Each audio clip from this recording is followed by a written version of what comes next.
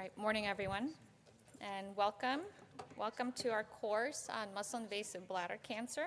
This is presented by American Urological Association and sponsored by Pfizer. However, this is an American Urological course. The AUA strives to offer outstanding educational courses and greatly appreciates your evaluations after this so we can continue to improve on our existing courses. In terms of faculty that we have today, I'm Dr. Bukovina. I'm a urologic oncologist at Cleveland Clinic. We also have Dr. Adam Calloway, who's a urologic oncologist at Case Western, Dr. Sam Haywood, who is a urologic oncologist at St. Louis Urology, Dr. Shalini Meninji, who's a radiation oncologist at Cleveland Clinic, and Dr. Abhishek Tripathi, who's a medical oncologist at City of Hope. So we have a nice representation of what we call a multidisciplinary team to talk about not only our evolving MIBC space, but also, we'll go over some cases as well as participation from the audience to see what currently is being done, not only in the academic setting, but also in the community setting, which is incredibly important. Course evaluations will also be available at AUA 2026 website. Again, they're very important. And also, if you are claiming CME, remember this is a free registration and you can get free CME. Please claim them through the website. Without further ado, we'll get you talking. Good morning, everyone. Thanks so much for the invitation, Dr. Bukovina, to this exciting session. All right. Good morning, everyone. These are my disclosures. My main disclosure is that I'm a medical oncologist. So at this meeting, I'm inclined to think about things more systemically, more broadly, and hopefully that'll be reflected in our discussion today. So we are very well familiar with the data on cisplatin-based therapy that has been demonstrated across several trials, meta-analyses, and has remained the standard of care for the past 20 years or so, I believe, from the early trials. The overall survival benefit was of the order of 5 to 10% at around 5 years, and that informed a lot of the discussion, and also something we discussed in terms of like eligibility for chemotherapy and so forth. But the utilization of cisplatin-based therapy has been relatively low, and it has picked up over the past several years, but in the grand scheme of things, it still has remained underutilized. And part of the reason is that a lot of our patients that we take care of are ineligible for cisplatin due to their comorbidities and renal function and so forth. Then there is perceived limited effectiveness of the systemic therapy with pathologic complete response in the 30%. A lot of the patients don't respond to it and have disease progression, so that limited its utilization. Then treatment preferences from patients. Some patients don't prefer to undergo chemotherapy before. They want to proceed with with surgery directly. And then lastly, there can be significant barriers to accessing multidisciplinary care, especially in the community setting.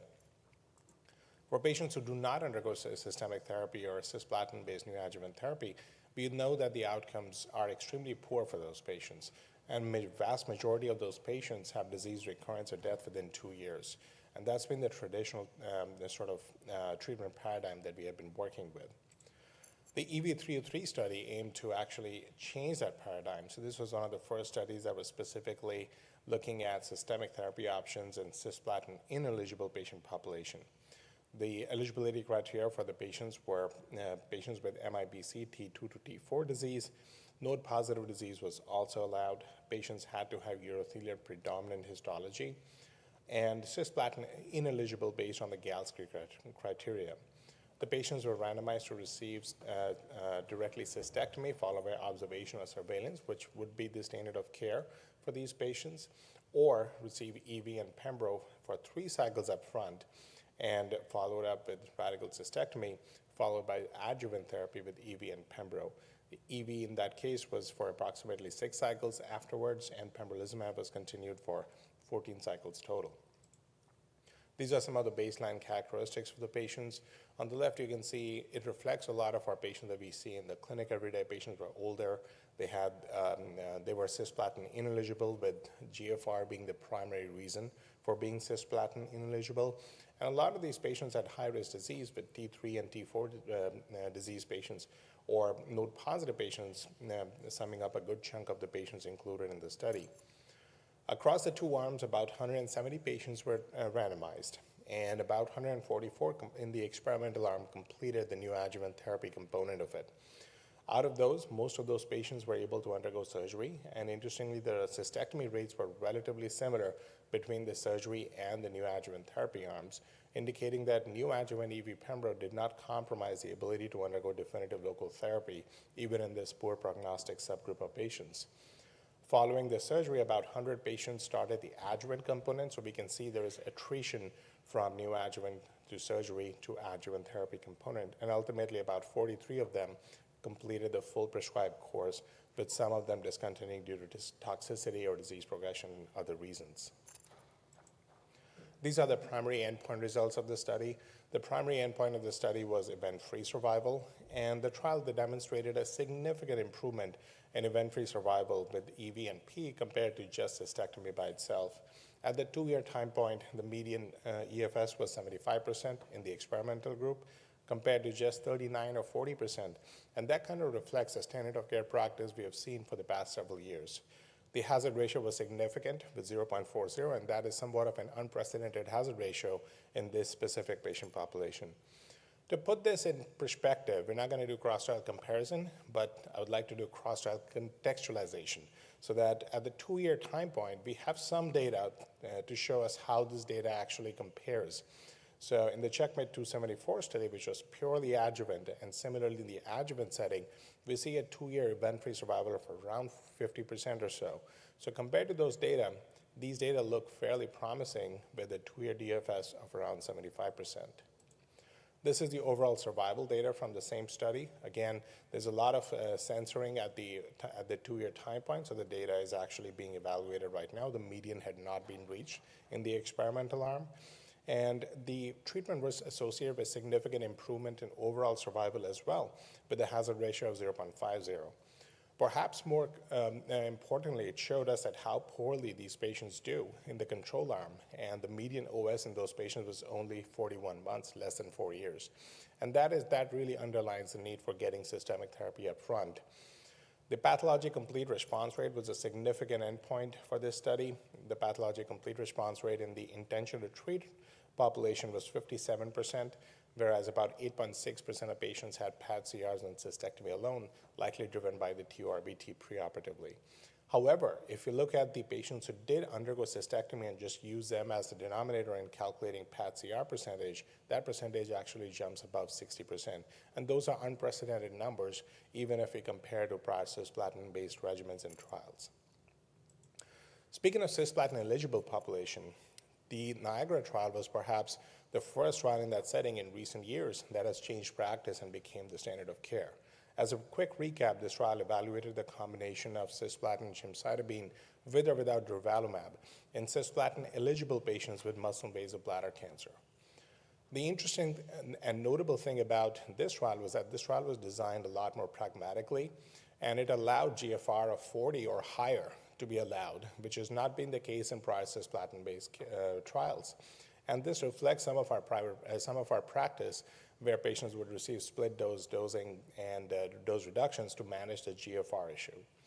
As you can see on the bottom, the event-free survival and overall survival were again favoring the experimental arm, and the drug was approved based on the improved efficacy rates.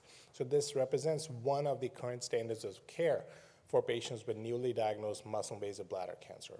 It is important to note that adjuvant immunotherapy was not a component of this trial in the control arm because adjuvant nivo data was not available at that time and wasn't considered standard of care. Looking at the EV-304 study, this is the trial comparing EV and pembro with cisplatin and gemcitabine in a more contemporary population. The patients had to have muscle-invasive bladder cancer, eligible for cisplatin based on the Galsky criteria, and had urothelial predominant histology. Patients underwent EV and pembrolizumab combination therapy or cisgem for 4 cycles, and this is slightly different from what was done in the cisplatin ineligible cohort. Patients underwent radical cystectomy, and in the experimental arm received continued EV and pembro as part of adjuvant therapy. Again, no adjuvant immunotherapy was included in the control arm because it represented the time that the trial was designed in. These are some of the baseline characteristics, again, very well balanced and reflects our clinical practice. But again, we saw that compared to cisplatin and gemcitabine, EV and pembro didn't really induce new challenges in undergoing definitive local therapy. Again, there is attrition between neoadjuvant to surgery to adjuvant component, but that is somewhat expected given the toxicities and some of the patient characteristics that enrolled on the study. These are the primary endpoint results. So this is event-free survival.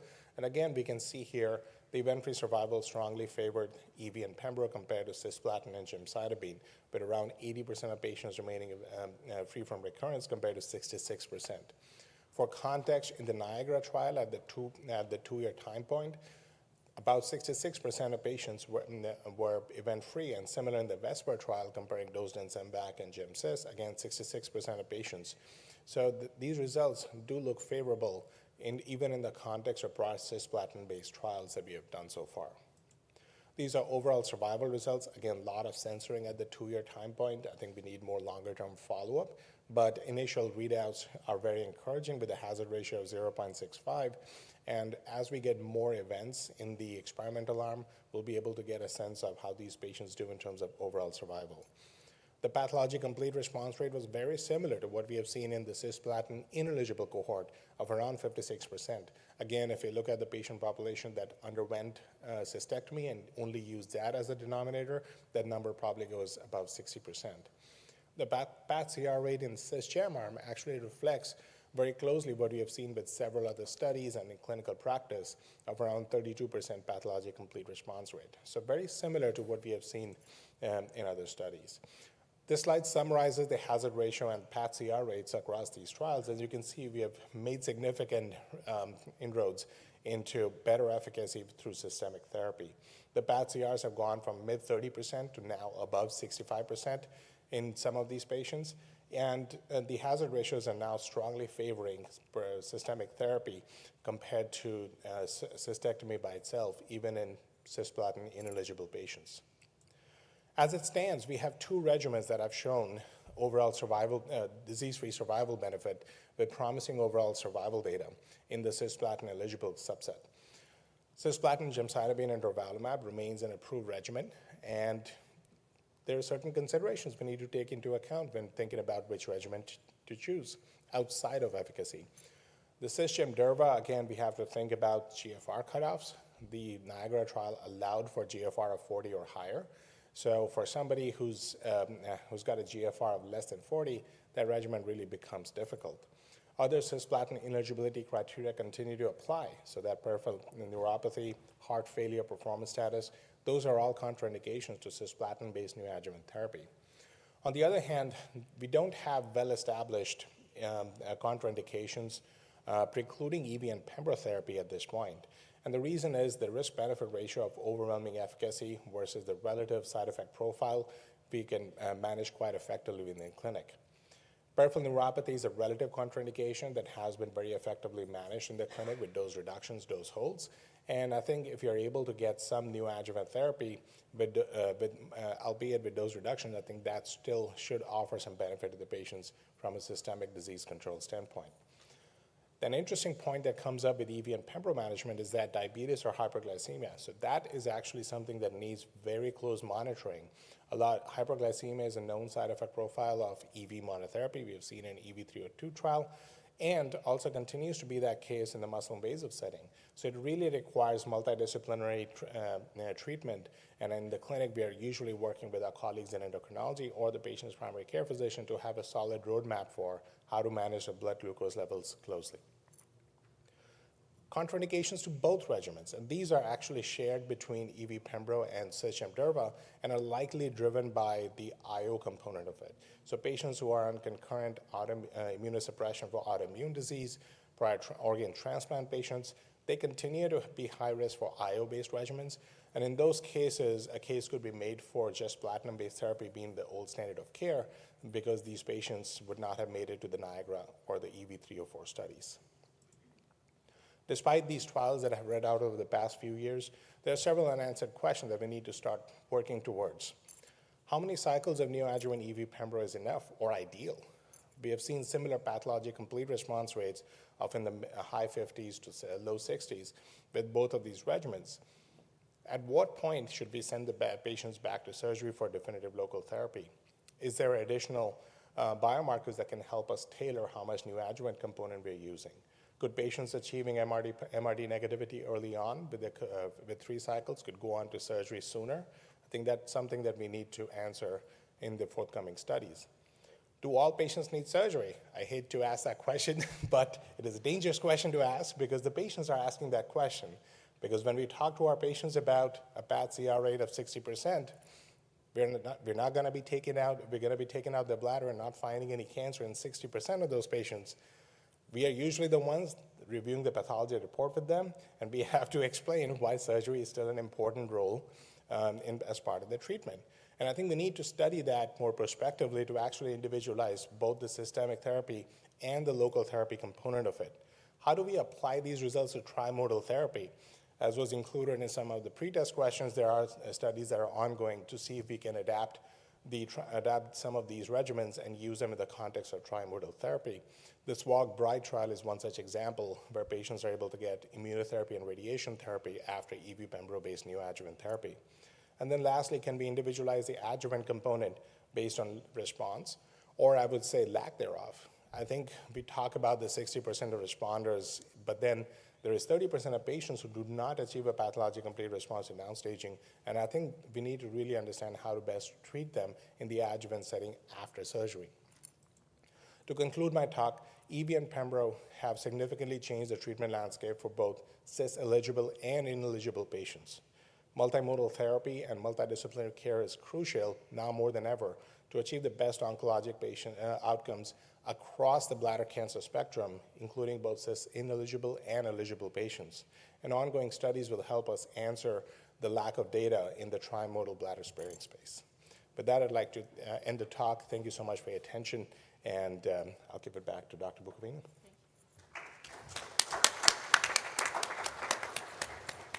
We're going to do a case-based discussion and questions based on everything that's been presented at the very end. We have some interesting cases, but we're going to go ahead and move on.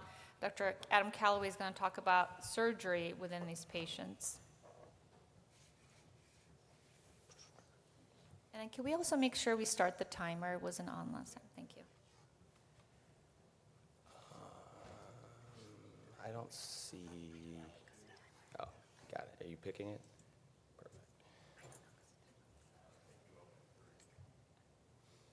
Did I not open the right one? It's the right one. That's fine. This is me. All right, so we're going to talk about bladder preservation and consolidative therapy in the era of enfortumab vedotin and pembrolizumab, identifying the right patient and the right timing. These are my relevant disclosures. And I like to think of the EVP era. We just heard how great it is and how this has monumentally changed the way we manage muscle-invasive bladder cancer as the next frontier. These were the first major changes in muscle-invasive bladder cancer that have benefited our patients over decades. But I think some metaphors for my talks, different metaphors, are a little bit more apropos. So I think bladder preservation with systemic therapy has been akin to the Wild West. We are already having these routine conversations about challenging our guideline-based therapy because of the wonderful results in EV303 and EV304. And this is really leading us to considering operating or providing localized therapy less for localized disease, which is contrary to oncologic dogma. Contrary to that is consolidative treatment, and this is uncharted territory. And because of the results of EV302, where metastatic patients are living longer and being in complete response, should we offer them more operations on more advanced disease and less systemic therapy? And we have a lot of questions to answer. And this is the real world. This is rapidly changing, and there are absolutely no clinical trials or prospective data to guide us on this, and it's driven by both us as providers and especially our patients. And the goals and perspectives are different in each setting. So let's talk about bladder preservation in relation to only systemic therapy.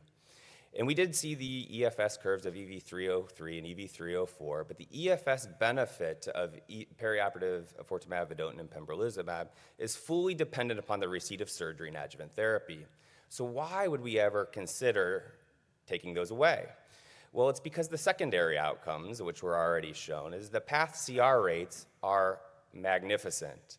So if 50 to 60% of patients are path CR, does this really question, do we need to take these bladders out? Do we need to continue on their systemic therapy?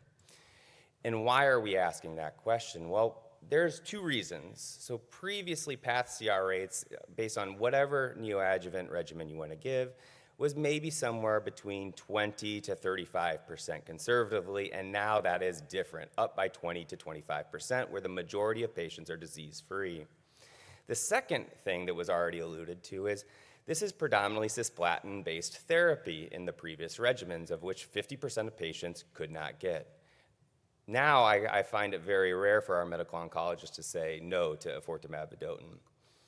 So everybody, and pembrolizumab, everybody can get those. So this obviously leads us to hypothesize, well, cystectomy we all know is perhaps morbid and not desired in many, and our previously path CR rates were low, but now they're better. And we know that pathological complete response correlates well with RFS and OS, and if we can hit high path CR rates, can we avoid cystectomy in all patients, in many patients, or the majority?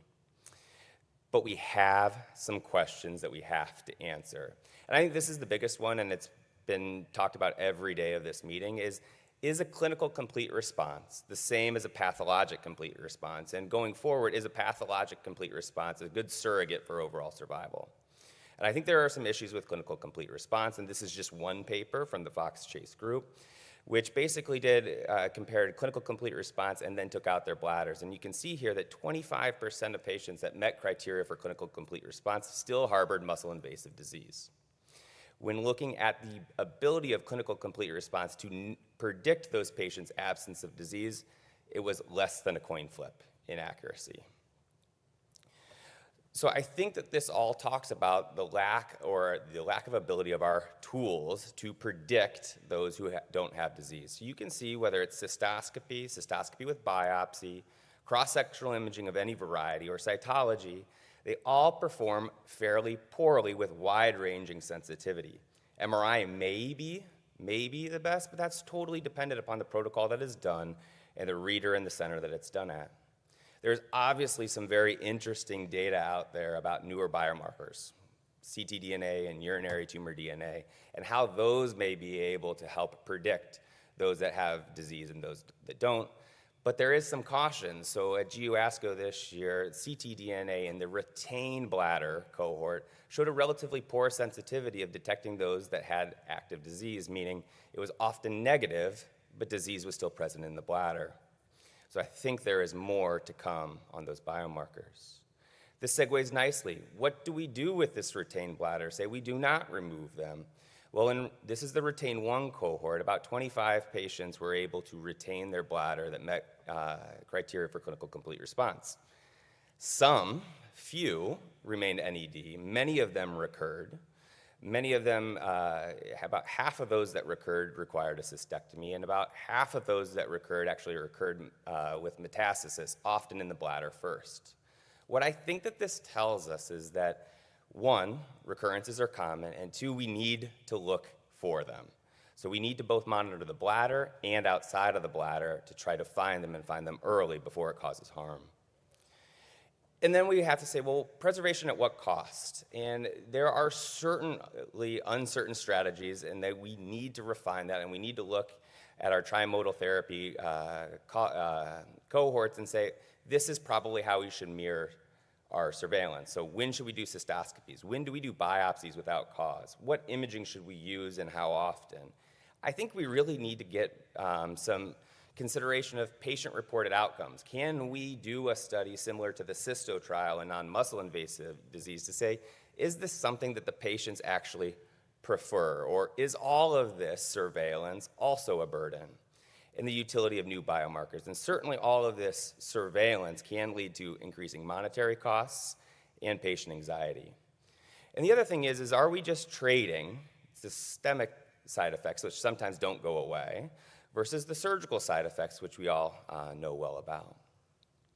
Obviously, this is the biggest proposed trial, and nobody, to my knowledge, has enrolled in this, but this is EV209. This is a single-arm, 240-patient study of localized bladder cancer, and their goal is to treat with ofortumab vedotin and pembrolizumab for 9 cycles. Primary outcome is clinical complete response and bladder intact-free survival, and there's a lot of discussion on the social media networks. And I'd like to highlight Dr. Bukovina's appearance on this podcast if you want to hear more, and we'll sure to talk about that later. We're going to skip over EV prime. So who to do this for? The right patient, the right timing, we really don't know, but it's obviously the patient that doesn't have cancer within their bladder that's never going to recur, and we just can't predict that. But this is already into our practice. It's already leaked into our practice, and why do we have that appetite for that? We're planning prospective trials, but can we do randomized trials? And that's probably just not going to be possible because you're randomizing to surgery versus not. We need to answer questions. So let's shift gears for just a little bit on consolidative therapy. And there is some historical context to this. So these are the most widely cited studies about providing surgical consolidation in those with locally advanced or metastatic disease. So these were small, single-center, retrospective, heavily selected patients in the chemotherapy era. And what they came up with is that you could still get path CRs in this.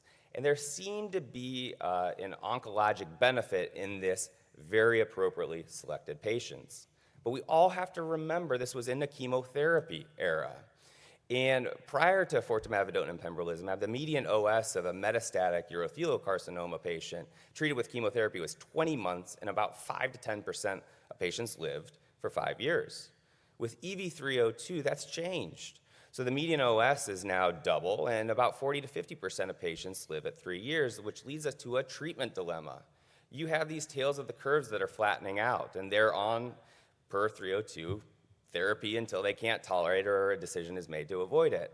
So since our outcomes appear to be durable and our patients that perhaps are responding are higher, what is the role of EVP until progression or toxicity, and is there an expanding role for a local consolidation? And there is some data on this. This is in NCCN guidelines about consideration of consolidative therapy in M0 or M1 who are unique responders. But what patients and when do we choose to offer this? Well, that's expert opinion at this point in time. So obviously the patient with local symptoms, with obstruction, with nephrostomy tubes or stents, hematuria or pain may be great. Perhaps disease characteristics, nodal burden, probably better than visceral disease. The number of sites should be lower.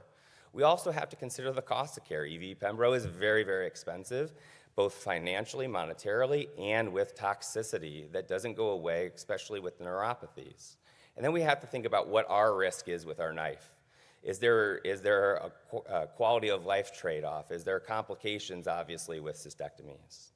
So who do we consider? Healthy patients, surgical candidates, this is obvious. Partial response at least, or a dramatic response, and we want to try to pick the patients with the residual cancer. Some of the other disease-specific factors are listed there and previously mentioned. And all of these patients, if you're considering this at your center, should obviously be talked about in multidisciplinary settings. When should we do it? Well, the response to EV in Pembro is dramatic and it is early, and that's known by EV-103, where you can see that most of the timing to first response or clinical complete response is within the first few months. So many of the studies that I'll allude to in just a moment, they're looking at 4 cycles of EV Pembro prior to considering consolidations, which is drastically different than the 9 that is planned for localized disease. What's known about this? Well, there are 4 recently published and or submitted papers looking at consolidation after EV Pembro for locally advanced or metastatic disease. A little less than 100 patients, so not that much. The median cycles of EVP was anywhere from 4 to 6. Remarkably, about 50% of patients can still have pathologic complete response, and many of them, if they're not completely responding, are downstaged. The argument here is that that many of these patients then went off of therapy. So they use their pathology from the time of consolidation and use that as justification to go off of it. Whether you're okay with making that leap or not, that is still left to be determined. But we're giving 6 cycles for advanced disease and perhaps more for localized, and that's something we certainly need to think about. And even despite all of this, there are some people that recur and some people that die, although small in numbers. So there are some enrolling trials, both in the surgical space on top, looking at 4 cycles of EV Pembro followed by surgery, and in the radiation space. And we look forward to seeing what those have to say to drive our further plans. So in general, we have a changing population, I think, of patients undergoing cystectomy. Maybe a little less localized over time, perhaps, maybe a little bit more advanced. And is that right? Well, we have no idea, but it's already into practice with very little data, and we have to be smart about how we make these leaps of faith. Single-arm prospective studies are planned. Can we do randomized studies? That would be great. I don't know, but many questions still need to be answered. Thanks.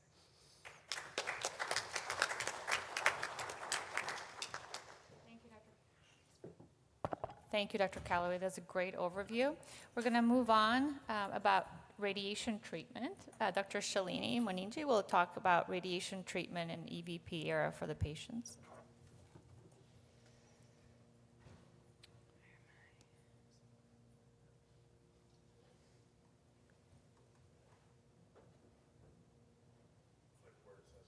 Oh, okay. I don't know if the new one was uploaded, but that's okay.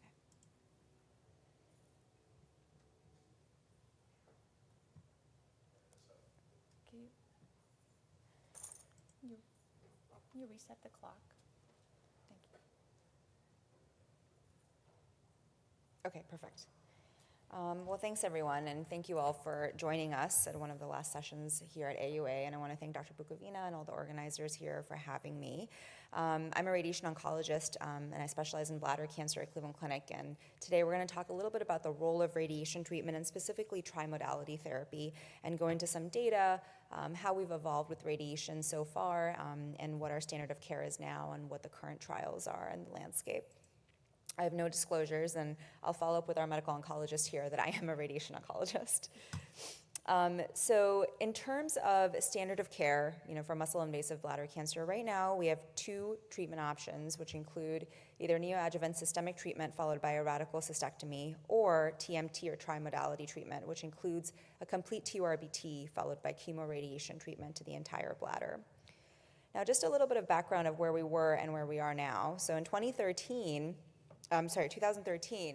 bladder preservation treatment, or TMT, was actually a Category 2B recommendation. And we were still mainly doing preoperative systemic treatment followed by radical cystectomy. And fast forward more than a decade later, last year, now TMT is actually a Category 1 recommendation for patients with muscle-invasive bladder disease.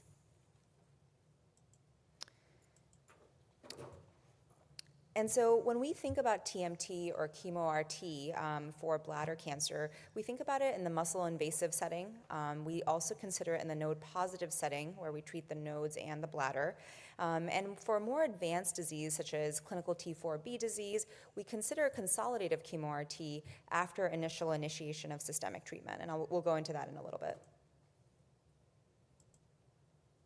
So what is the paradigm for TMT? Patients get a maximal safe TURBT, and then they undergo radiation treatment to the entire bladder, along with concurrent chemotherapy. And then following this is surveillance, which is basically cystoscopy and imaging every 3 months. Now, if patients recur on cystoscopy or imaging, they would get a salvage cystectomy. Now, and I'm going to go through a little bit of a history of where we were and where we are now. So eligibility for patients that are going to undergo TMT, so you have patients who have T2 to T4 disease, ideally node-negative patients who have really good bladder function because they're keeping their bladders. Patients who don't have hydronephrosis are patients that we do tend to prefer, and patients who do have hydronephrosis, if that's something that could be fixed, we would consider it after that. And like Dr. Calloway mentioned, multi-D evaluation is really critical. These patients, a lot of them are not the healthiest of patients, and we really want to consider their entire picture clinically before we pick the right course of action. Now, in terms of concurrent chemotherapy with radiation, cisplatin-based chemo is something that's tried and true that we've used for quite a bit. So that's 5-FU mitomycin or gemcitabine. And radiation dose traditionally was always conventionally fractionated, so 60 to 66 gray and 2 gray per fraction. So that's about 32 treatments of radiation, so about 6 weeks of radiation. 3D radiation treatment, which I'll go through in a little bit with the trials that I'm going to present, That's sort of our old-fashioned radiation treatment. We're not carving radiation dose from small bowel and other organs at risk. We now use IMRT traditionally across all trials and also just in practice. And there was also an initial split course that was used at MGH, and now there's a continuous course chemo-RT that we'll talk about in a little bit. And one thing to keep in mind is in some of the original studies that we have, like BC 2001 and some of the TROG trials, there were not that many patients that actually got nodal radiation. So the majority of these patients just got whole bladder radiation treatment along with concurrent chemotherapy. So I want to first start talking about fractionation of radiation treatment and then a little bit about concurrent systemic treatments. So like we had mentioned before, we started out using conventional fractionation. We still use it now. This is 30 to 32 fractions where patients get radiation to the entire bladder. Now, there was a large meta-analysis looking at patients from the BC 2001 trial and BCON trials and basically investigating whether we can hypofractionate these patients. So take the same amount of radiation dose and squish it into 20 treatments or 4 weeks. Do these people do the same in terms of outcomes, and how is the toxicity profile? And what we found was that 55 and 20 was actually non-inferior. Some of them did quite well in terms of local regional failure, and the overall quality of life and patient-reported outcomes was wonderful. So they did great, and so, current radiation trials, you'll notice that 55 and 20 is our tried and true regimen for hypofractionated radiation treatment to the bladder. Now, I know this is a little bit of a risque slide at AUA, but how does RC and TMT compare? So, like Dr. Calloway mentioned, unfortunately, we don't have a lot of head-to-head, or actually no head-to-head, prospective trials. So we have some retrospective analysis comparing patients who've had a radical cystectomy and TMT, and as you can see with all of these curves overlapping, similar MFS and cancer-specific survival rates long-term. Now, there's a huge caveat here, right? Who are patients who are ideal for TMT and who are patients who are ideal for cystectomy? And I think that's where the multi-D evaluation is critical, and that's where there are some unanswered questions as well. What's happening? Okay. So who is an ideal patient for bladder preservation therapy? And these are a couple things to keep in mind. First of all, unifocal disease would be great. We still treat patients with N1 disease, but when you think about N1 disease, you want to consider the bulkiness of their lymph nodes and what their response is if they're having upfront chemotherapy or upfront EV pembro.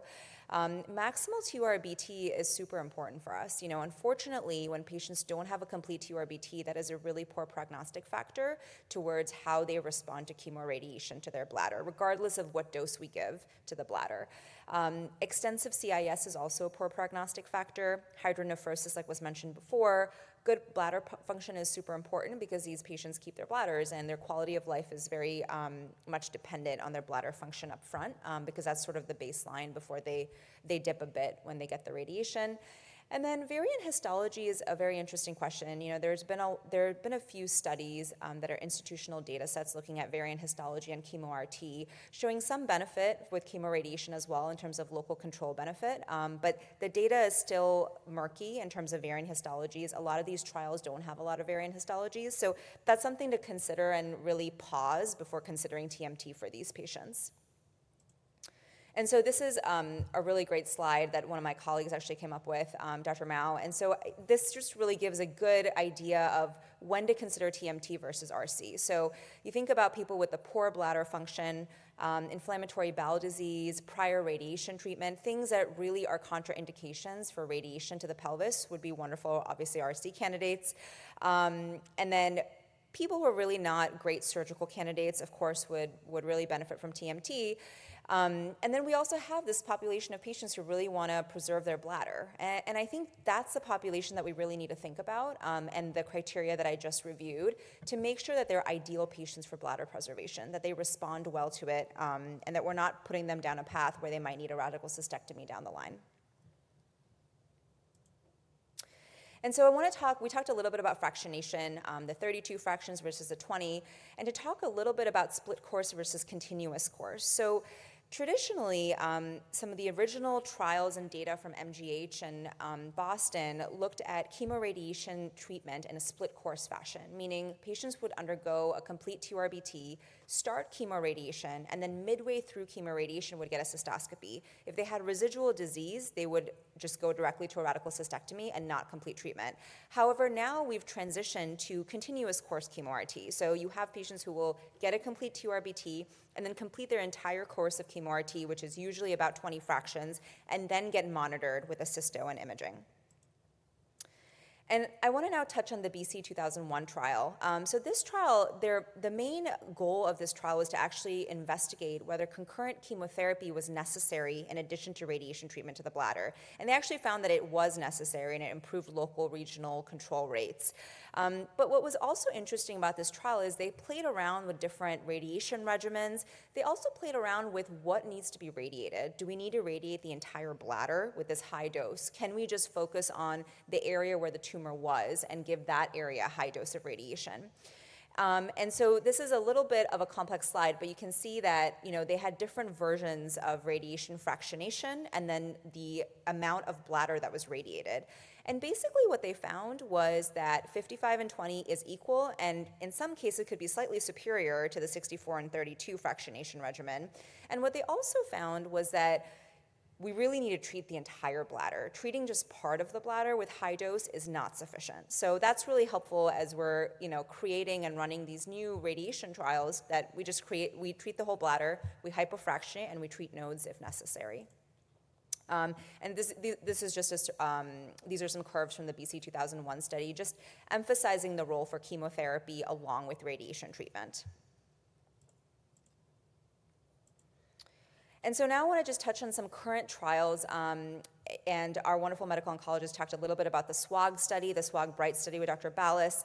And so this is going to be really interesting to really see how patients do in a consolidative perspective. So with EV Pembro, patients who are eligible for the study can have T2 to T4 disease that are N0, and they receive up to 3 cycles of any kind of neoadjuvant therapy. And if they have a good response and have either T0 or T1 disease on repeat TURBT, then they are eligible for the study, and they basically get the 55 and 20 hypofractionated radiation treatment to the bladder with concurrent pembrolizumab. And this is followed by surveillance with cystoscopy and imaging. So this is actually the first trial after the EV Pembro studies have come out, where we can actually start investigating what the role is of TMT in the consolidative setting after neoadjuvant systemic treatment. So we're very excited about this study and hope to see what this really shows for our patients. Now, another study I do want to also put a plug in for is the NRG Archer study that actually looks at hypofractionation for radiation treatment. So we talked a lot about how we've kind of squished from like 6 weeks to 4 weeks of radiation treatment. Now we're actually going to be investigating SBRT to the bladder. So that's 5 fractions of radiation treatment to the bladder instead of 20. So one of our radiation colleagues, Dr. Nagar at MSK, is leading the study nationally. And we're really excited about this because our hope is that if this can be equivalent from a disease control perspective and a quality of life perspective, that would really be wonderful for a lot of our patients and would also improve access to care for a lot of patients that are coming from the community. So I want to also finally touch on post-op radiation treatment for bladder cancer and what the role is. So we don't really know, but there's been some new data in this space. So for patients with high-risk disease post-radical cystectomy, as we all know, there are higher chances of local recurrence. And this is for patients that are PT3, T4, and then also have a positive margin. So I just put this slide up here because I thought it was really important for the urologists in the crowd to get an idea of what we're treating as radiation oncologists. So this is the pelvis post-cystectomy. So when we're treating patients in the post-op setting, there's a bunch of bowel. So that brown line is the whole field that we treat with radiation. So we want to be very cautious on the types of patients we're offering adjuvant radiation to. So we really want to pick these high-risk players that are going to benefit from local adjuvant treatment. And so I just want to touch on the BART study, which was presented a couple years ago at ASTRO, looking at 153 patients with high-risk disease. So these patients had PT3 or PT4 disease and one disease, positive margins, or a clinical T3 or higher disease up front. And they were basically randomized to observation or adjuvant radiation treatment. Now, 50.4 gray is sort of our prophylactic dose. It's enough to kill off microscopic disease. So that's what these patients got. And, as radiation oncologists, what we were most worried about actually was toxicity more than anything. And these patients had very reasonable grade 2 GI toxicity and very limited grade 3 toxicity. And there was a benefit from a local regional control perspective when patients did get adjuvant radiation. So this is something that we're starting to consider in the adjuvant setting for very high-risk players.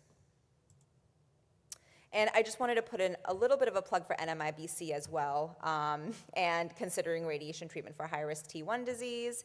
And then I'm just going to conclude. So, overall, I think we've transitioned and really evolved in the radiation space in TMT. We're starting to use hypofractionated radiation treatment in 20 fractions. We have trials looking at even SBRT for TMT or bladder preservation treatment. There is an increased role for adjuvant radiation treatment for high-risk MIBC. And in terms of biomarkers, there is more to come, but for all of these trials like SWOG and ARCHER, we're starting to get ctDNA and urine DNA. So we're going to learn a lot about patients who might be ctDNA positive or negative and whether we can dose escalate or de-escalate treatment. So thank you all.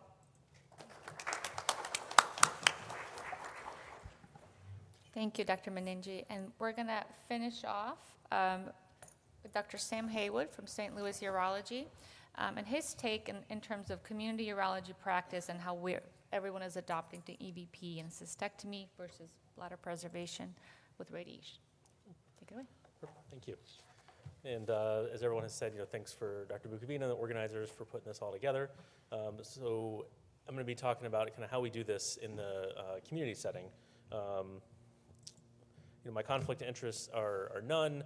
I will say, however, my one caveat here is that I did spend the first majority of my practice in an academic center and have recently moved into community practice. And so I've had to do a lot of mental shift and sort of how do I do this in a different setting in the last year. And so I'm trying to share some of that experience here. It'll be a little bit of a different talk. There's going to be no Kaplan-Meier curves in here, but it'll be more of kind of a practical talk of how do I do this. So why bladder preservation? Well, of course, not all patients want to lose their bladder. I actually, as I've shifted into a little bit of a different patient population, I've had more and more patients telling me that. In a lot of community settings, there's limited access to qualified surgeons, and I want to clarify here, I don't mean qualified as in community urologists are not good. It's just that there's a lot of community practices that are not able to do cystectomies in a less resource-heavy environment. And many patients are suboptimal surgical candidates. Now, you see that both, of course, in the academic and the community setting, but there are a lot of patients that are not optimal surgical candidates. And on the flip side, we know that there is comparable survival. We just saw some excellent data on this. I have the asterisk here of the well-selected patients of who is that? We still don't really know, but we know that there are well-selected patients that can do very well with bladder preservation. And of course, there's been a lot of data presented at this conference about the quality of life gains by keeping the bladder. And so why do we talk about TMTB in the community? So as I mentioned, many patients are not ideal cystectomy candidates. We've all seen the slide of the T2, unifocal, all of that. I think both academic and community practice, we know that most of those patients are not ideal cystectomy candidates. A lot of patients refuse or are unable to obtain care at a tertiary center. I see this a lot, and my main practice is in St. Louis, but I do a fair amount of outreach at a community about 30 minutes outside of St. Louis, and there are patients that will literally tell me that they will never, on any circumstance, go into the city. And so we had to change a little bit of the idea of these patients will not travel somewhere to where they could do a cystectomy or get care at a tertiary center, and so have to sort of figure out a way to bring the best care that you can to them. As community urologists, the goal is to maximize our initial TURBT, whether we're going to be treating them ourselves or referring them to a tertiary center. That helps everybody by maximizing that first surgery. And then finally also setting patient expectations. For those of us that have been, for those providers that have been doing this for a while, for a long time, the cystectomy was the only way that we were managing these patients. And so, I used to get these patients referred for a cystectomy and had never heard about radiation. So that's one way that in the community we can really improve and sort of set expectations for patients. So what are the components of bladder preservation? No, this is not new here, but I want to make a couple comparisons here. It is the trimodality therapy. It's not radiation alone. And so when I start the conversation with patients, I have to be very upfront with them and saying, look, this is not a quick, we're going to do radiation, then we're done. There's several components to this treatment. It is treatment with curative intent. We're not doing palliative care in most of these circumstances, and that's another distinction that I have to be very upfront with patients about, because a lot of them think, well, if we're not taking the bladder out, are we just kind of just letting it stay there and kill me? And so have to be very upfront with them that we are treating them with curative intent. And then finally, I tell these patients, this is the start of a therapeutic relationship. This is not one and done. So we're not just radiating the bladder and then, running away. We have to do a very close surveillance and keep track of things, because there are patients that recur, as we've seen in several of the talks here. And so the components of bladder preservation, we're doing, the maximal TURBT, and I'll look at some data in a minute for that, concurrent chemo radiation, and then finally the close surveillance. And so starting off with the complete TURBT, here's several studies looking at the benefits in trimodal therapy of doing the complete TURBT up front. Those patients, have a higher, complete response rate, and those patients do better. And then I'll have to include in here, the kind of famous Harry Hurst study of TURBT alone in selected muscle-invasive bladder cancer patients that had a great, overall survival. Of course, that's a very, very, specific population, but I think it lends, credence to the idea that how important that initial, complete TURBT is. I'll race through this because we've talked about this a lot today, but these are really the kind of the ideal and contraindications. But as we talk about in the community setting, a lot of the patients are not ideal candidates, and so where it would be ideal if you could say you're not a great candidate for trimodal therapy. You should really consider a cystectomy. As I mentioned earlier, some of these patients are unable or unwilling to travel, and so you really have to consider the fact that you're treating a not ideal candidate, and that all comes down to the shared decision making with the patient. You can say to them, you may have a tumor that's too large, or you might have some hydronephrosis, and you're not the technically ideal candidate for trimodal therapy. However, given your desire to stay local and not travel, if you're willing to accept that, that's part of the shared decision making that really has to go into that. In the community setting, you have less access to that multidisciplinary team, so you're not having a regular tumor board with the other providers, and so it is a little bit more fragmented care, as well as your coordination with the radiation colleagues. It's less easy to just send them a quick EMR message and saying, hey, can you see this patient tomorrow, that sort of thing. And then finally, the patient adherence can be a little bit difficult. In the community setting, we'll often have patients with sort of less resources, less medical literacy, and so have to really hammer in the idea that we need to stay on top of this because there's a chance for recurrence. So a kind of quick overview of kind of practical solutions that have built in the community, building pathways with the radiation and the medical oncology teams. And what's I found is a little bit different as I'm doing this in community is that, when I was in academics, there might have been 3 or 4, radiation or medical oncologists that had an interest in doing GU tumors. There might just be one in your community that likes that. And so finding that pathway, setting up meetings with them and saying, will you be a partner with me on this? And let's sit down and work on how we're going to do this together. A second one is finding a way to do multidisciplinary tumor board. In places where things are spread out, it might be a virtual tumor board. So for example, I join a virtual tumor board with a hospital that's an academic affiliation, but can submit cases to that, on an as-needed basis. There's some great experience, I think, in the music registry from Michigan with virtual tumor boards. And I know when I was a fellow at Sloan Kettering, there were some hospitals that could submit cases to our tumor boards. So these are kind of, especially in the post-COVID era where everyone's comfortable with Teams and Zoom, these are ways that you can really access the multidisciplinary care that may not be easy easy to get otherwise. And then finally, standardizing your protocols to streamline care. And so this is where, meeting with the medical oncologist, your radiation oncologist, and setting up sort of checklists and surveillance protocols so that everyone is on the same page. And because you might not be communicating day to day like you would be in a big center, but making sure that everyone sort of knows what the plan is and help keep the patients, on the right track. And so for the last minute or so, I want to sort of switch focus a little bit, as the community urologist, from the community urologist that's doing trimodal therapy, but also thinking about, in the community as someone who's going to refer a patient out for trimodal therapy to an academic center or a tertiary center. And so the things to think about are your TURBT quality. So really, if this might be a patient that you think is going to want, radiation, really pushing, to do the complete TURBT up front. In addition, maybe considering random biopsies if anything looks like there might be CIS, and very well documenting kind of the complete resection, the size of the tumor, all of that. Just because if that patient is being referred to someone else, they're going to have all these questions, and if it's not clear in the operative report, it may sort of break up how the care is streamlined. And also setting those expectations. So talking to the patient before referral about, they may have this option to do, trimodal therapy and not jump right to cystectomy. So the patient, at least has had time to think about that. And also telling them that, that we'll do surveillance afterwards with scopes. There will be an option for salvage treatments, that sort of thing.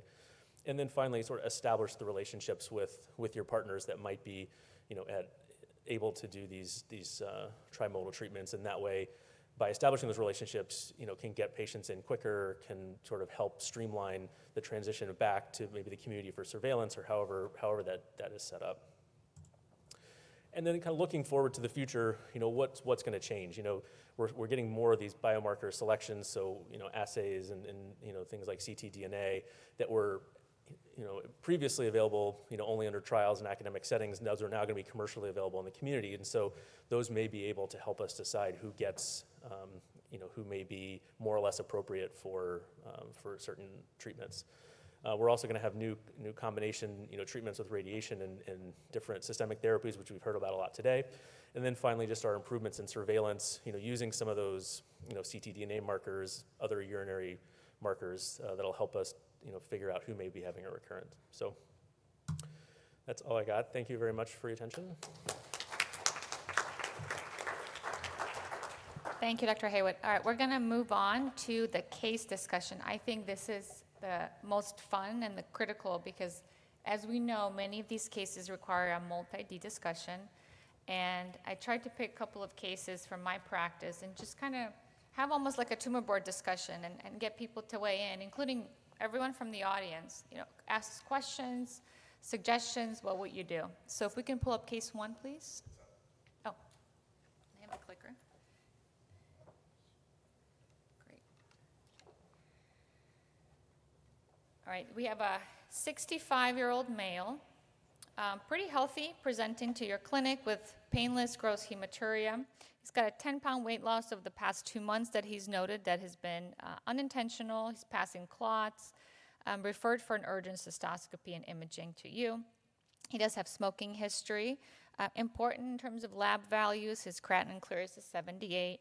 Hemoglobin is 11.2, slightly down because of hematuria. LFTs are all normal. He was a smoker in the past, but he's no longer a smoker. He has no diabetes. His only history is hypertension and BPH. So you have a large tumor on cystoscopy, and the TURBT is showing he's got muscle-invasive bladder cancer. Unfortunately, his CT and PET is showing that he's got, in addition to extravesical extension, which you noted on your TURBT, he also has multiple FDG-avid retroperitoneal lymph nodes measuring up to 2.6 centimeters. And these are retroperitoneal, so outside the pelvis. So he's metastatic. He's de novo metastatic urothelial carcinoma. So as expected, patient did start infirtumab, pembrolizumab, has had multiple cycles of EV pembro. Part of this is also once he sees a urologist diagnosed with metastatic, he is in the hands of medical oncologist. He has been treated by medical oncologists for multiple cycles, and started developing some of these toxicities around cycle 6 and 7. So it started with some sensory neuropathy, progressed to some gait instability, and started having some grade 2 transaminitis, right? And this is where the urologist gets plugged back in because he's no longer able to really tolerate systemic therapy. And the question is, what can you do as a urologist in this setting? The patient cannot get any more systemic treatment. Going to ctDNA, we are lucky that we're able to track his ctDNA through treatment. So he started with, as you can see up there, 1.2. And depending on people's practice, some do it every 3 months, some do it every 6 to 8 weeks. He has been getting pretty routine ctDNA testing. So it did go down from 1.2 baseline to 0.03 by cycle 7. So it is still slightly positive below the threshold, but it is not 0, as we would say it is, right? So question for the tumor board and for the audience. What is the most appropriate next step in this patient? So you have a 65 metastatic, received EVP, systemic toxicity, ctDNA declined, local disease control. He's got imaging showing MRI that has persistent extravesical thickening on the MRI. He can no longer tolerate systemic therapy. So I'd like to hear from the audience. We're going to do a poll. If you can go ahead and switch it back on, and we'll do a poll to see what you guys would do.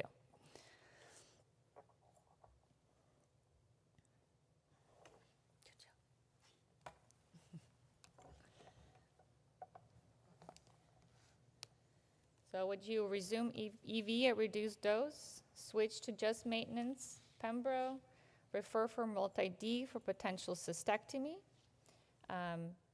or definitive radiation to the bladder, continue ctDNA surveillance? Remember, MRI is just showing thickening, fibrosis, potential tumor.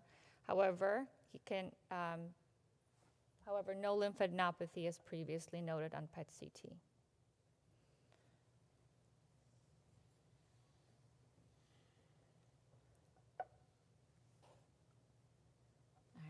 Let's see what people will pick. Okay, well, this is a room of urologists, so not surprised.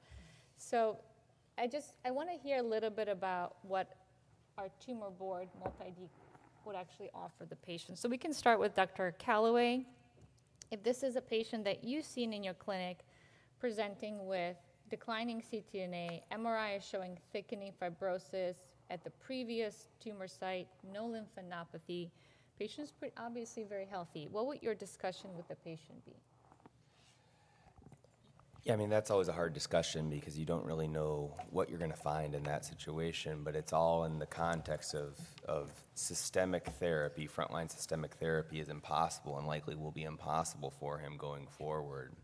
And then you have to say, well, what else could you do systemically? And those results with, chemotherapy, and would he be a candidate for that? So I do think in these, rare situations of nodal-only disease, even though this is a little higher up, that localized therapy based on, obviously those images that we can't see does make sense. And which one to choose, I don't think we know that, but the benefit of doing a surgical approach, if really fit, is the fact that you get correlation with pathology to know exactly what those changes you allude to are. So I think that is what our de facto has been, just because we get that pathologic comparison at the time of surgery.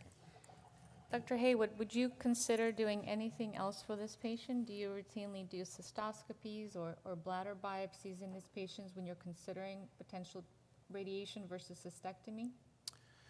You certainly could. I think where I would struggle is I don't know how much that's going to change what I do. If you do a bladder biopsy or you do a cystoscopy, those are always very difficult to know. Like, is that clinical T0 or the true path T0, like we talked about? And then it's going to be hard if you do a bladder biopsy to know, does that really represent everything that you see? So I don't know that I would do a ton else besides, no more workup, I guess. I think it'd be reasonable to consider the consolidated cystectomy as the group is leading towards.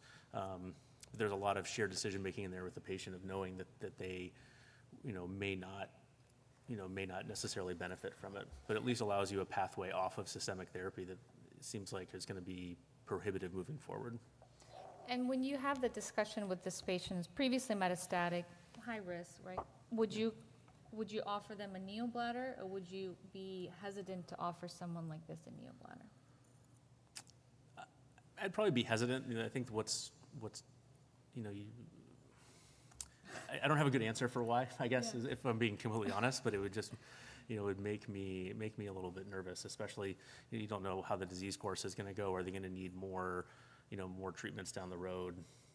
It would certainly make me hesitant, but I can't think of a reason why I could tell them no, honestly. I'm curious, by show of hands, who would offer a neobladder for this patient? Who would offer a conduit? Okay, great. Dr. Shalini, what would you offer in terms of radiation to the patient? And then what would you need anything else in terms of imaging or evaluation before you would mention that he's eligible for radiation? I think this is a tricky question purely because of the systemic therapy question as well. So one thought is we want to consider concurrent chemo, if at all possible. And then the other thing that I would also consider is getting an MRI. A lot of times that gives us a better idea of where this residual disease is. It could be fibrosis versus active disease. A repeat, biopsy and cysto will help as well. But I think MRI imaging is super helpful in this situation if we would consider consolidative radiation treatment. And the fractionation and dose would be similar to what we had just talked about earlier in the session. There wouldn't necessarily be like a higher dose per se to the bladder, but it would primarily be to get an idea of the degree of residual disease left. So a patient did undergo robotic cystectomy. He did want a neobladder, even though we did talk about the fibrosis, a potential high risk of complications, particularly post-treatment. He had a pretty uncomplicated course. His final pathology, as you can see here, was T1. The original MRI, as we mentioned, actually was concerning for T3 disease, right? And that's a limitation we have with imaging, particularly in locally advanced disease. The MRI, even when there's fibrosis, it's difficult to say if that's cancer or if that's fibrosis. We're going to move on for the sake of time, as we do have another case. However, his post-op ctDNA was 0. So this is a great example of a patient who just has T1 disease, right? You would not expect this to continuously shed. However, post-cystectomy with T1 disease, his ctDNA did become 0. So that's interesting. We're finding all of these interesting details about what MRD testing is, even in the non-muscle invasive space like this patient. Even with residual T1 disease, he still had shedding of his tumor. Do you have any comments? So, as expected, I'll give a little bit of a systemic comment rather than the local comments that have been astutely addressed. Starting off with the presentation, something would have had to gone really wrong in the patient's follow-up for him to develop grade 3 disease, grade 3 neuropathy right at that level. Usually at grade 1 and 2, we're already talking about dropping the EV dose, and these discussions happen a lot sooner. Even in the EV302 study, the grade 3 neuropathy was actually lower than cisplatin and Gemzar because of early dose interruptions and so forth. So hopefully in practice, patients are not getting to grade 3 neuropathy, which distinct from other grade 3 toxicities can be a lot more morbid. Secondly, I'm curious what happened to the retroperitoneal lymph node. Like I'm seeing above the pelvis, right? So that would be my concern. So I chose probably a couple of these options. I first chose using pembrolizumab monotherapy to kind of gauge, is the ctDNA clearance driven by the EV, and now that you're taking away the EV, is that going to go right back up? And the retroperitoneal lymph node is going to be a site of progression. I think that tincture of time sometimes helps, where that ctDNA clearance is coming from. Is it IO-related, durable, versus EV-driven, and when you stop the EV, it's going to go right back up? I think that's an unknown question. And then the third point would be the ctDNA clearance. I think absolutely we have seen some ctDNA clearance even from cystectomy in the Niagara trial, even across both arms. So there is a small subset of patients, even with localized disease, that have shedding systemically, and cystectomy can have a role in clearing that. I would just add that I think we are at the early stages of ctDNA assessment. So right now we are at a detection threshold of 1 in 100 or 1 in 1,000 for some. There are whole genome-based assays and new technologies. And I think we should take that into the context of greater disease before becoming too comfortable with ctDNA negativity, because that negativity is driven by what our threshold of detection is. Thank you for that comment. So we're going to ask, what is the appropriate next adjuvant treatment? So patient has had a cystectomy, residual T1 and 0, PET-CT negative for the retroperitoneal node in terms of your comment. We did not think that an RP-LND was necessary in this patient. So what would you choose as an adjuvant treatment for this patient? Would you resume Pembro? Would you resume both EV and Pembro? Would you just observe with scans? Would you observe with scans and then potentially ctDNA, and then really reserving Pembro if you have any radiographic or potential ctDNA bump?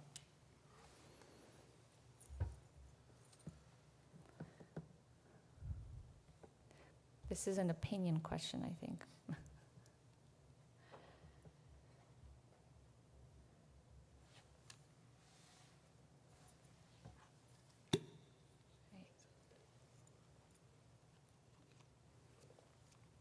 Yeah, so I think glad to see that 80% are at least same opinion. So, so observation with DNA and CT. Question to you. Let's say this patient does have ctDNA bump. Would that ever be enough for you to continue restarting Pembro, or do you always wait for radiographic evidence?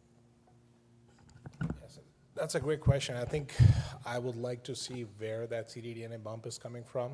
More than likely it's coming from that retroperitoneal lymph node. He's still M1A, and so I would probably treat him as a metastatic disease patient because we haven't addressed that retroperitoneal lymph node through local therapy.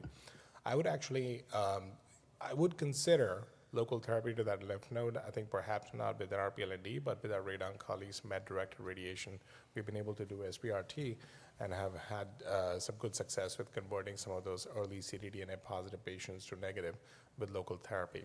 So I think a couple of these different options in combination could work.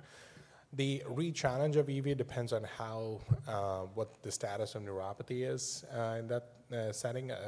It would be great if the patient comes back to grade 1 levels, and you can make an argument of dose reduction and intermittent EV for that case to make it tolerable for the patients.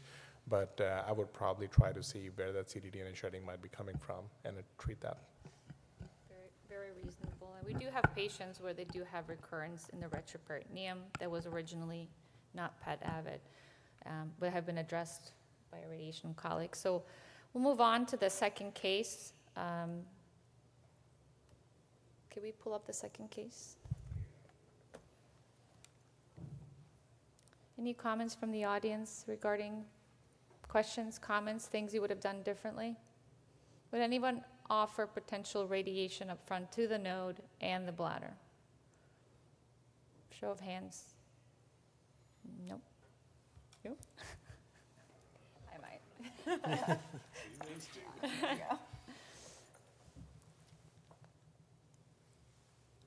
No problem. No problem. Thank you. All righty. So locally advanced and a complex transplant patient. This is our Cleveland Clinic special. So 69-year-old male presents to your office as a referral from the community with his wife complaining of severe back pain and fatigue. He's recently had a TURBT already and had bilateral stents placed for what sounds like he was told something blocking it. His baseline level of creatinine is 1.3, 1.4. He's now here with a creatinine of 3.29 in your office. He looks frail. He looks sick. He's got a history of pulmonary fibrosis that actually received a bilateral lung transplant 5 years ago, and he's been stable on his immunosuppression. So he's had a TURBT in an outside hospital, which reveals that he's got invasive high grade with micropapillary features. You do have imaging that shows he's got bilateral stents and hydro around the stents, This is just a cross-cut showing that he's got hydro. And then he did get an MRI. This is CT. Oh, it's playing great. So he's got a CT. You see that the stents are failing, secondary to obstruction.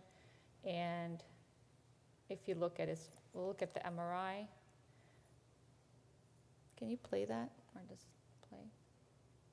There you go. This is the MRI that you see. You see diffuse thickening. The MRI radiologist is calling this a diffuse bladder thickening invasion of the adjacent structures, compatible with clinical T4 cancer. However, no lymph nodes. He's also had chest imaging and abdominal imaging showing no lymphadenopathy. So you admit the patient for percutaneous nephrostomy tube placement. You decompress the patient, and the question is, what do you do next? Do you proceed directly to upfront radical cystectomy? He is very sick. He's got clinical decline. He is not eligible for many therapies because of his transplant. Do you start EVP, accepting the risk of potential rejection of his transplant? Do you EV only, or do you potentially try gem-carbo reduced dose, despite renal impairment, hoping that the percutaneous tubes will help with his creatinine function? So going to the poll. Difficult patient, but a real-world scenario.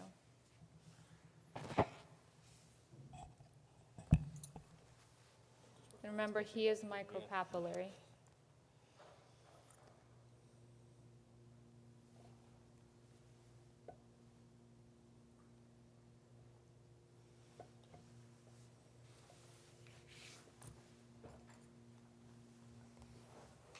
Okay, move on.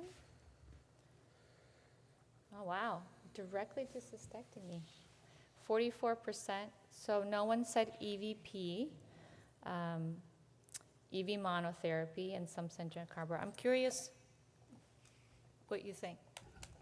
So this case reminds me, or gives me PTSD from last month, where we had the same case, but with allo transplant for BMT, complicated by GVHD, so very similar clinical scenario, and immune-mediated pneumonitis from GVHD, so kind of exactly the same. I think the challenge thing here is that to understand the relative risk of, I would say, systemic therapy and local therapy, both of them, I would actually have a discussion with the urologist to begin with and the patient what the perioperative mortality is, considering all of these factors, the pneumonitis and all that, and see if we are getting towards a definitive local therapies that's safe. And if that's the case, then I think we gotta start working towards what systemic therapy we can give to get the patient in the best shape possible for curative intent treatment. Choices are obviously challenging. You can't give the patient cisplatin-based therapy. I think there is very little data in the carboplatin space, and we really don't have much to go off on. In this case, I think EV monotherapy would probably be the best option to get some downstaging done. We have data from single-arm cohorts of EV-103 study, and I believe the cohort Edge, that actually use EV monotherapy in patients with muscle-invasive bladder cancer who are ineligible for cisplatin. And it showed the pathologic complete response rate, I believe, of around 35-36%. So it is quite active. We don't have long-term durability data, but I think considering the locally advanced disease, I think it's a very rational treatment. Dr. Haywood, if this patient was in your office, what would you offer this patient and why? Probably refer to an academic center, but no, in all honesty, I think I'd probably go with choice A of the upfront radical cystectomy. I think what's hard, at least what I'm thinking, is I can't imagine that his bladder function is very good from that MRI, But he's diverted now with tubes. Diverted now, right? Bilateral. But I'm going to guess that this patient doesn't care for them, and so I think that even if the discussion I would have with them is I don't know that this is, it probably won't be curative, but I at least, offers us the best upfront option. We get very good pathology. We're able to do a urinary diversion where, theoretically your kidneys won't be obstructed. We can maximize your renal function and then, try our best in the future with a systemic therapy. And I guess even could, if you have positive margins, could consider some adjuvant radiation therapy as well. Dr. Shalini, would you offer this patient any kind of radiation before or after? I wouldn't before, but I would consider it after. I think we could consider it in the post-op setting. My concern with offering it up front is the limited options for concurrent treatment. In along terms with of radiation. chemo? Yep. Okay. So, All right, we're going to move on. So patient did get EV. He initiated EV monotherapy, completed 3 cycles, very well tolerated for the patient. He got a ctDNA post-cycle 3 that showed 0, surprisingly. His post-cycle 3 ctDNA and his MRI, let's see if this is working. So this is his post-treatment MRI, shows great response. But the MRI does show these sort of residual nodules, right? And they're calling this residual tumor. Patient was able to remove his percutaneous tubes, really minimal hydro, but MRI again is showing some residual disease. So Dr. Calloway, at this point, patient is in your clinic. What would you say are next steps? Yeah, I mean, in this situation, as long as he is a surgical candidate, he is down that course, both to get him unobstructed and to get rid of those tubes, and because that is part of the disease paradigm. And how long do you wait between his EV without the P and offering surgery? Is it a couple weeks? Yeah, I think traditionally for cisplatin, it's 6 weeks because they have to recover blood counts and others. I think after EV Pembro, we can operate a little bit sooner in that patient population. For the most part, they're not as well taxed as our chemotherapy population, so 4 to 6 weeks. 4 to 6 weeks. Right. So we talked about this.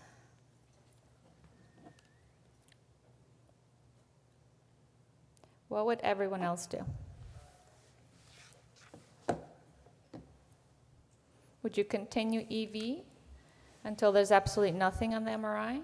Would you consider radiation therapy to the bladder? Or would you consider surgery at this point? So again, patient previously locally advanced, non-metastatic, micropapillary, 3 cycles of EV therapy, had good response on MRI and ctDNA negative. He is a bilateral lung transplant patient. So he is a sick patient. He's looking better even after just 3 cycles. So it looks like cystectomy. For the sake of time, we'll move on. He did undergo cystectomy, and his final pathology is T0 despite the MRI findings of nodularity. So no residual cancer, incidental prostate cancer. So it's curative intent in both bladder and in prostate. However, negative for any urothelial or for micropapillary component. So again, what do we do after this? What do we do for this? I'd probably take the success we've had so far and run with it. So I'd probably continue observation with ctDNA and radiographic surveillance.